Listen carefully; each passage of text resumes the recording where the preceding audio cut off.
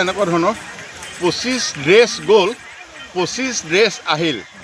এই ড্ৰেছটো যদি কোনোবাই ক'ব নোৱাৰে তথাপি মই ক'ব বিচাৰিছোঁ 25 ডিচেম্বৰ গ'ল আৰু 25 চন আহিল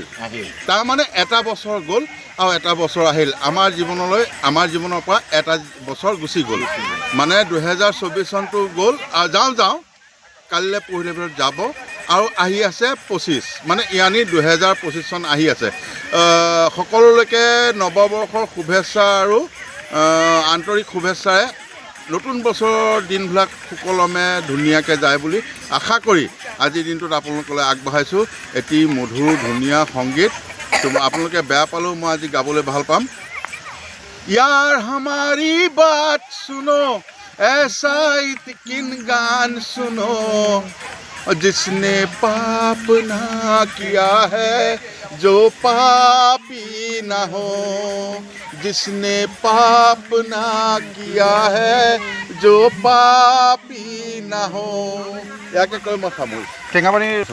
বহুত ধুনীয়া সুন্দৰ এই টেঙা পানীয়ে আমাক মিঠা পানীৰ পৰিৱেশ দিছে নামটো যদিও টেঙা পানী কিন্তু আজি আমি মিঠা পানীত আজি ধুনীয়া উপযুক্ত পৰিৱেশৰ মাজৰে আমি সকলোখিনি আগবঢ়াইছোঁ আৰু সকলোৱে আগবাঢ়িছে আৰু ইফালে সিফালে চালে গম পাব সকলোৱে আজি টেঙা পানীত সন্তুষ্ট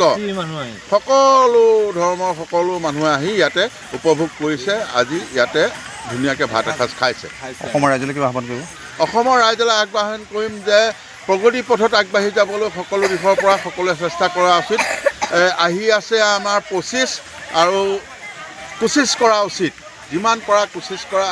কষ্ট কৰা হেঁপাহ কৰা প্ৰগতিৰ পথত আগবাঢ়ি যাওক এয়াই আমাৰ অসমৰ ৰাইজলৈ মোৰ অনুৰোধ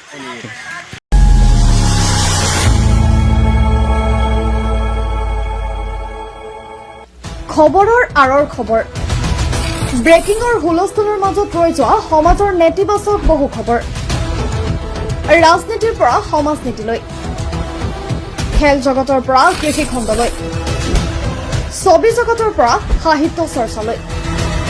বৰাক ব্ৰহ্মপুত্ৰৰ লগতে উত্তৰ পূবৰ সাতভনী সামৰি অসমৰ সংবাদ জগতত নতুন সংযোজন Assam north east news live 24/7